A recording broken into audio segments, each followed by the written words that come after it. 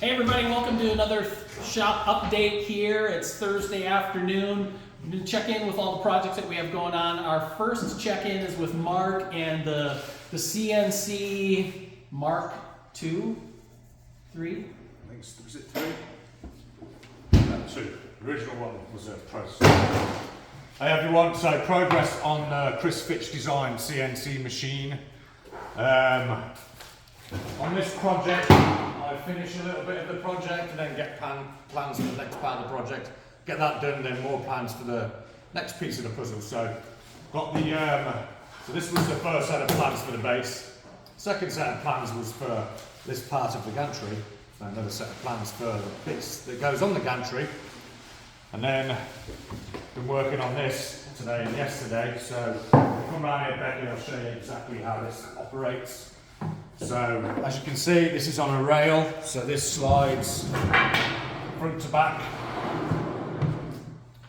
As you see there's a rail on top here, so this piece, once assembled, is going to house the router, which I'll show you in a minute, and then this is going to slide on this guy, and then let me get my other piece.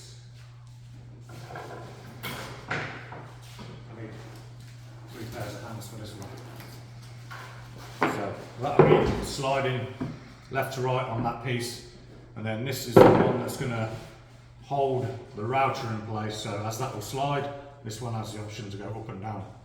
So lots of different ways that the router can move around this whole base. This holds the router in. When I'm said and done, the router goes in there, and the piece goes on top of there, and then that bolts together. So once I've got this piece done, I think it's all good. I'm ready to take it all apart and paint it, and hopefully I know how it goes back together again. And if I don't, I'll be knocking on Chris Fitch's door again. So that's progress this week. I'm sure it'll be wrapped up next week because I'm going to get this in the paint booth tomorrow. So check in next week. Hey everybody.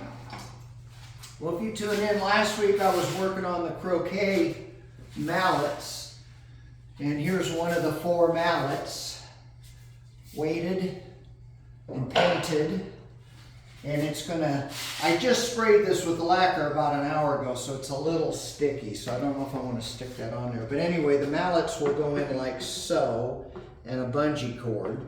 There'll be 4 of them. You can see the used croquet balls we got in there, and then on the back, this is on wheels, we have our little hoops that'll plug in to the ground, and then we have our painted stakes, which will go in here and also use a bungee cord to hold them in place. Another one over here. So that's the croquet setup. Very good.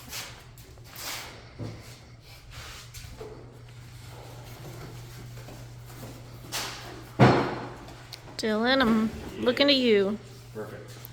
All right, so project I'm working on right now is a leather tool tote. We did one of these several years ago. Actually, Chris Fitch did, I think, for maybe Shop Notes, maybe it was Woodsmith. So we're kind of giving it a little bit different look, although still trying to kind of keep it simple in its form. Just because I know a lot of people probably don't have a lot of experience either sewing or working with leather, but oftentimes we'll incorporate different materials into our projects.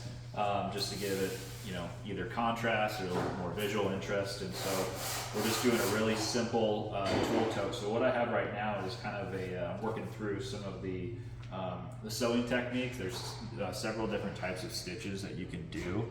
And I wanted to really get my pattern down and then start kind of going over the process of how this thing all comes together. And so with the exception of the 2 handles that are not incorporated right now, I have my 2 pieces, so these will both be leather. I've got one cut out here, which is almost basically a perfect square. I think the length is maybe like ½ an inch longer, and then this is my top and 2 sides. And so bear with me here. This stuff's pretty malleable. This is just like a vinyl that I'm using just to again kind of get stuff aligned and figure out the mechanics of how this comes together. I have this really poor drawing, but if you envision like how a baseball comes together, that was kind of my initial inspiration, was the stitching on a baseball and how it's just two pieces of leather and then it's stitched around the core.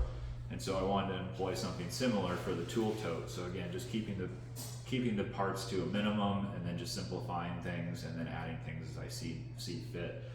The original one had a flap with a couple buckles. On ours, we're going to incorporate a zipper on the top instead. There'll be a handle on either side, and then on the ends where the zippers are, I'll probably do a couple of brass D-rings, and then there'll be the option of having like a shoulder sling. Another thing I wanted to add to this too is a Woodsmith emblem. We have a laser cutter we're messing around with right now, and so there'll be a stitch emblem to kind of personalize a little bit. There might be some studding on here. I thought on the bottom, instead of just having the leather have contact with the surface it's on, I might have some either like, I'm calling them clavos for the lack of phrasing, but some sort of stud on the bottom so it's not leather on whatever tabletop you have. There's a metal connection there to kind of protect the leather a little bit more. So hopefully this time next week it might be close to done. I ordered some leather from a source online called Buckle Guy. You can get all different types of leather in different weights. You can get zippers. The cool thing about this too is you can buy rolls of zippers. So if you're somebody that's doing a lot of these, or if you want to get into leather making, you can buy rolls of zippers and then cut them to length. However, they do have the option on this website to put in information for them to build you a custom zipper. So if you know your dimensions and your zipper size and everything, they can do that for you, which I did. So yeah, if you're just doing one, it makes a lot more sense to go that route. So this time next week, we'll have materials in here, and like I said, we might even have one that's close to being finished. Other than that, just moving forward on a couple other projects, but I'll save next week, maybe fill you in on those. Thanks for stopping by. All right, there you have it for the shop update. If you're looking for the plans for the CNC machine as it gets done, that's going to be in the next issue of Shop Notes Magazine. You can go to shopnotes.com to subscribe there, or the other projects over at woodsmith.com. Thanks for watching, everybody. Bye.